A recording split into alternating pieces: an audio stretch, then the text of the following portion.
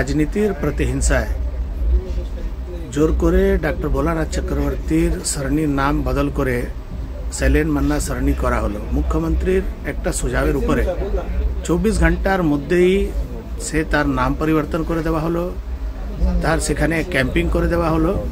হিন্দিতে একটা কাহাওয়াত আছে, জলদি কা কাম শয়তান কা, সেটাই আমরা দেখতে পেরেছি। যেভাবে আজকে মুখ্যমন্ত্রী নিজের ক্ষোভ প্রকট করেছেন যে সেখানে উন্নয়নের কোনো কাজ হলো না।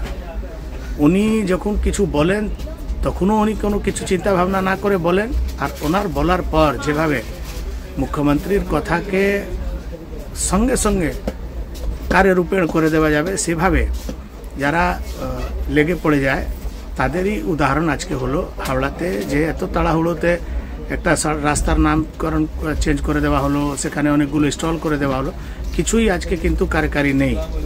এটা পূর্ণভাবে মুখ্যমন্ত্রী না জেনে শুনে যে উদ্যোগগুলো নেন তারই একটা উদাহরণ।